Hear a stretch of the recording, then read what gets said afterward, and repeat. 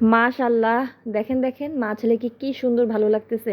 ঈদের ঘোরাঘুরি শেষ করে বাসায় চলে আসলাম এবং বাসায় আসার পরে একদমই ভালো লাগতেছিল না, মায়ের জন্য ভীষণ মন খারাপ করছিল।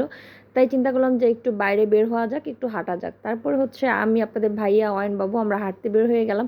হাঁটতে হাঁটতে আমরা বেলি রোডে চলে গেলাম। বেলি রোডে যাওয়ার পরে আমার মন চাইলো যে স্ট্রিট ফুডের খাবার খাবো। তারপরে হচ্ছে আমি চিন্তা করতেছি যে আমি খাবো ফুচকা, অয়ন বাবু তো আর ফুচকা খাবে না। তারপর ও বলতেছে এখানে হারিয়ালি কাবাব পাওয়া যায়, সে হারিয়ালি কাবাব খাবে তা বা হচ্ছে মুরগির চাপ খাবে, কারণ গরুর যে চাপ ছিল সেটা শেষ হয়ে গিয়েছে। আর এখানে স্ট্রিট ফুডের খাবারটা অনেক বেশি জনপ্রিয় এবং অনেক ভালো, আমি অনেক ব্লগ ভিডিওর মধ্যে দেখেছি এবং আমি আগেও খেয়েছি। এখানে যে ঝাল ঝাল যে ফ্রাইটা আছে এটাও খেতে বেশ ভালো লাগে। ওদের যে জাল টকটা দেয় সেটা অনেক ভালো লাগে, মানে টকের সাথে একটু জাল মানে মুম্বাই মরিচ দিয়ে হয়তো বা ওরা বানায়, ভালো লাগে। আর এখানে একদমই ভিড় ছিল না যেহেতু কাস্টমার কম। তার কারণ হচ্ছে ঈদের ছুটিতে এখনও অনেকে গ্রামে আছেন, ঢাকা শহর পুরাই ফাঁকা। তাই আমি আর অয়ন এখানে বসে বসে ওয়েট করছিলাম।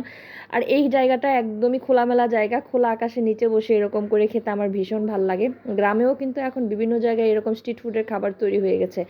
এখানে অনেক স্বাস্থ্যসম্মতভাবেই বানায়, অনেকে আবার এটা খেতে চায় না। এই দেখেন এটা দিচ্ছে যারা, এটা হচ্ছে একটু মানে ঝাল। আর এটা হচ্ছে বেলি রোডে, জায়গাটা খুবই সুন্দর। আর সামনেই কিন্তু যে কয়েকদিন আগে একটা দুর্ঘটনা ঘটেছিল সেই জায়গাটা, সিক্রেট রেসিপির পাশে। আর এটা হচ্ছে দেখেন জায়গাটা কি সুন্দর, একদম ক্লিন, রাস্তায় মানুষজন নেই, অল্প অল্প গাড়ি, বেশ ভালো লাগতেছে। তারপরে একটু একটু বৃষ্টি আসার সম্ভাবনা, তাড়াতাড়ি চিন্তা করলাম যে তাড়াতাড়ি খেয়ে বাসায় চলে যায়, সাথে গরম গরম লুচি, উফ সেই মজা। আমি যখন ভয়েস ওভার দিচ্ছিলাম তখন মনে হচ্ছে আবার যে খাবো। আমি প্রায়ই বেলি রোডে চলে যাই এরকম স্ট্রিট ফুডের খাবার খেতে, বা বিকারুনেসা থেকে রমনার আগ পর্যন্ত যে জায়গাটুকু ওখানে আমরা হাঁটতে যাই।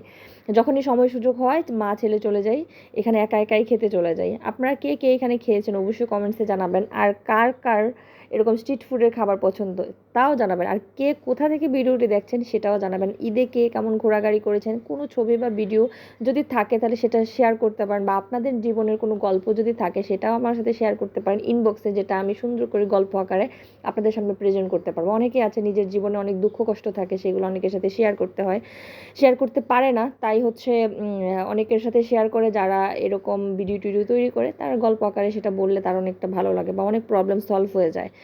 আমার ভিডিও থেকে যদি শিক্ষণীয় কিছু থাকে তাহলে অবশ্যই আপনারা সেটা শিখতে পারেন। আমি অনেকের ভিডিও থেকে অনেক কিছু শিক্ষণীয় বিষয় থাকলে সেটাও শিখতে পারি। অনেকে জিজ্ঞেস করে আপু আপনি যে ভিডিও তৈরি করছেন এটার আসলে কি শেখা যায়। এক এক ভিডিওতে এক এক রকমের আসলে টাইটেল থাকে, এক এক ভিডিও এক একভাবে তৈরি করা হয়, অনেকে অনেক কিছু নিয়ে কাজ করে। তারপরে আমি এখানে স্ট্রিট ফুডের খাবার শেষ করে চলে আসলাম আমি ফুচকা খেতে।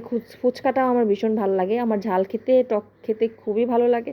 দেখেন ড্রেসটা যে পরেছি কি সুন্দর, মাশাআল্লাহ আমার নিজেকেও খুব বেশি ভালো লাগতেছে। আজকে এ পর্যন্তই, সবাই ভালো থাকবেন। নেক্সট আরেকটি সুন্দর ভিডিও নিয়ে হাজির হয়ে যাবো আপনাদের সাথে।